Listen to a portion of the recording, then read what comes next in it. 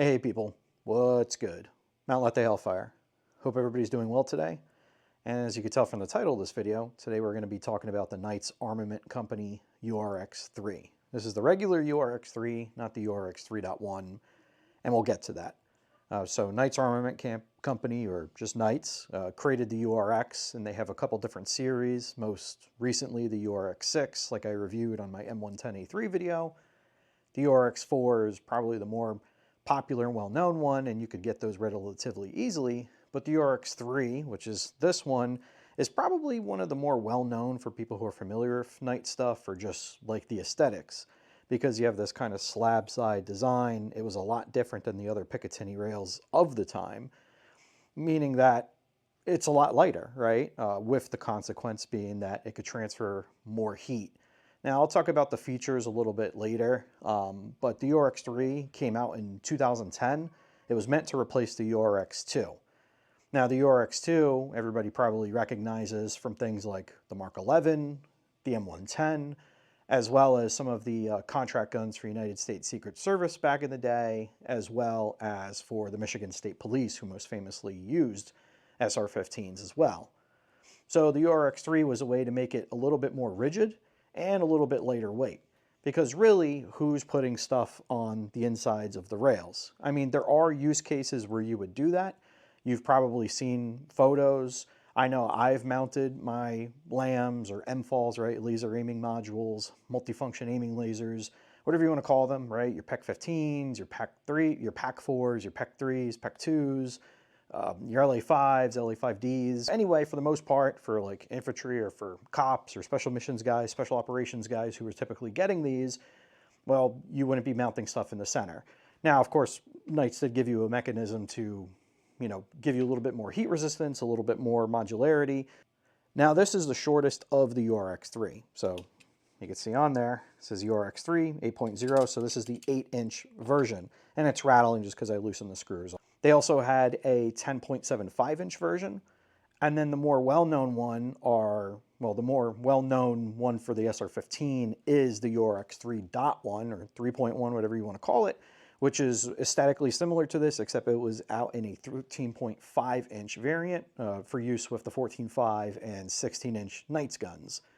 And then, of course, there is the K1 version of this, which is for the SR-25, much longer, and then it also had a diving board for LRFs and for MFALs, LAMs, whatever. The K1 build is out of scope for this video, and honestly, that look is so popular that even PSA, Palmetto State Armory, is cloning-ish the K1, or at least they're going for the K1 looks. Hopefully they have a better attachment system than these, and again, we'll get to why. So as far as like use cases, like I mentioned, agency, SOF, special missions units, but also it was used by AAC. Long story short, they partnered at one point to make the UPW or the MPW. I forget what it stands for, but the MPW, I believe, either started at the same time as the Honey Badger, or maybe it was like a cheaper version of the Honey Badger, where the Honey Badger was a very short, compact 300 blackout weapon meant to replace the MP5 with the SEAL teams, and it ended up doing so, as far as I know. I bring that up because this is actually an AAC Marked one. Now, I don't know if this is rare or not, but it does impact the value. These AAC Marked ones are a bit cheaper. The ones that came out to market a couple years ago were AAC Marked ones. I believe it was just for the partnership. As far as I know, AAC didn't create any of these. AAC didn't do any machining. They just put their, little bit of mark on it. But it doesn't matter, because I'm going to end up spray painting this when I build it into the full rifle with this. Get it to focus here. So this is a KAK Industries 3.3 ARC that just came out. So I'll be doing dedicated videos for like the 3.3 ARC build series, and a dedicated one for how to actually mount this. So I get these, and is there a point to getting them? No. And I'll show you why. So when this came out in 2010, when it was being developed, during the late 2000s, right? This was kind of like the pinnacle of the golden age of the AR. Knights was really killing it with their innovations. Nobody had ever seen something like this. And its attachment system, its rigidity at the time was better than almost anything out there. But Compared to today, this thing is a very floppy rail. Knights will tell you themselves, of course, to sell you URX4 or URX6. You're better suited with pretty much anybody else, right? A URXII, a URXIII, any Geisley rail, Sons of Liberty Gunworks rails, Triarch, whatever, you name it. Because, you know, they're not very rigid, there's no anti-rotation tabs. The way that this essentially goes on is that this is the threaded part. So you have your barrel in the front of your upper receiver, then this comes over the top of it, you remove this bottom part, and then where this is threaded, these outer threads are what thread onto your upper receiver, and then the inner threads are what accept this barrel nut.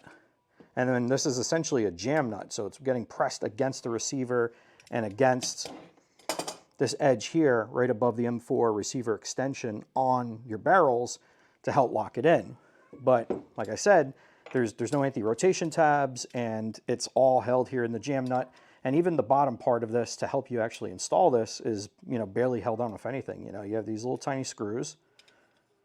Oops, I didn't even show you that one.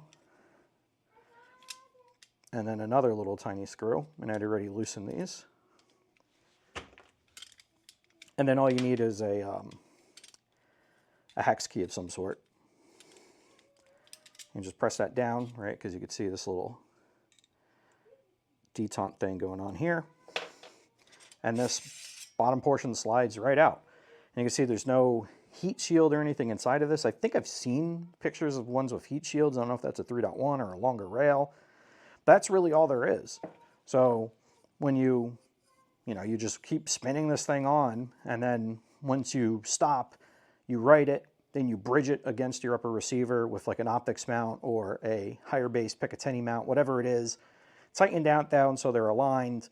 Then with your barrel in there, that's when you actually install your gas block, right? And the reason why you can't have your gas block installed on it is right here. So you could see because of this threaded section, they needed to enclose the hole for the gas tube, right? So obviously if you had your gas block on here and you had your gas tube, you know, sticking out of it, you couldn't rotate this. So it's very much chicken and the egg scenario with installing these. And that's why, you know, they're not very popular. There's not a lot of people who work on these. There's not a ton of install videos. I think like the newest install video of one of these on YouTube is 9 years old. As of the time of this recording, it's February 2025. I think today's the 6th or the 7th. I forget when, right? Now, as far as other markings and costs and whatnot, so they'll all have the Knights marking on the bottom.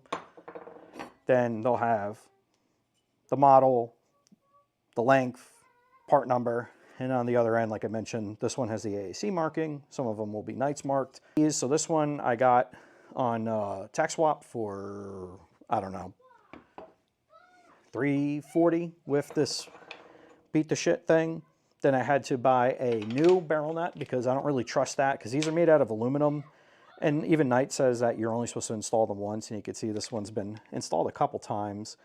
You know, sorry, this thing keeps going out of focus, but it's a little bit marred. I mean, it's not chewed up too bad. It would probably be fine, but, you know, I'm a big proponent on doing things right the first time on this channel. So I forget what company makes this one. I'll flash it up on the screen. D. Wilson also makes them at a tool steel. This one's, I guess, just regular carbon steel, whatever. So that one's a little cheaper. And then I also had to get a wrench from D. Wilson. That one still hasn't arrived because it was with USPS. So who the hell knows where that thing is with all the storms and whatnot. So once you have this thing installed, you know, that's all you need to do is just slide it back in, go over that clip, then you put your bolts back in, and then you could see it's threaded on these inside parts. So that'll provide a little bit extra stability for this on top of the regular screws that go here when you install these in, right? So they just install with no hardware. And then on the bottom, you would just pre-install one of these two, right? So you could either go with the one with the hand stop, like here, or you could just go with the regular kind of smooth one. And I think I'll go with the regular smooth one. Now, because you can take this apart, you know, you could swap them out, except once everything is fully installed, you know, you should probably make up your mind which one you want to use. So I'll stick with this one. And you can see, you know, Knights was kind of ahead of their time, but they made these out of necessity, right? I know Rail Scales makes them now. I suppose this is where they got the idea. All right, now as far as installing the rails, I how to cut that out. I just dropped all this crap on the ground. Not really much finesse. So you could just drop these little spacers, or, well, the nuts technically, down into the bottom. They will slide out on you. As you can see, there's a channel in here. So you just need to make sure that, well, they're in the right spot. There's only one way this thing goes on, right? And the only thing you need for this is a 5/32 hex. And then I have this Wheeler Fapple. I'm going to set it to like 15 inch-pounds. I don't even know if it really needs that much, but I just want to go ahead and pre-install these. Then you just take your screws from the kit.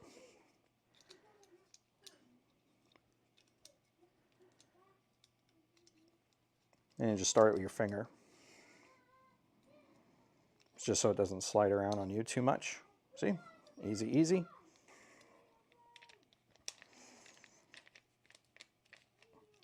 Finger tight here. Those are already 15 inch-pounds.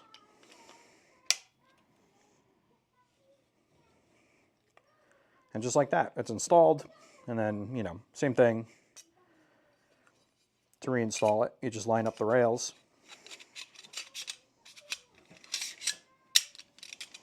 Slide that back in there, and then now you can see kind of the method to the madness. Get your little C-clamp. I don't like the idea of this one. I think if this was longer, it makes sense, but, you know, kind of like, it just doesn't feel right. And that's it. So that's the overview and kind of how to put your rail panels on. You know, like I mentioned, after this is installed on your weapon, and I'll do a separate video on that, that's when you can install the other two on the side. Put Loctite and Vibratite on everything, especially on the screws for the side rails. You know, these guys right here are very shallow. Be careful with them. I'd probably put a little bit, I wouldn't put too much torque on these, you know, probably still the same, like 15 pounds, because again, it's going into aluminum, and these feel like steel. They're, you know, got a little bit of mass to them. And then once I get my wrench in and get my upper in, I'm just going to put it on a cheap Anderson upper. I'll show you how to install it. So yeah, as always, you know, stay well, stay fit, stay safe. If you're going through some shit, don't be afraid to talk to somebody, and I will see you on the next one. Mount Let the Hellfire.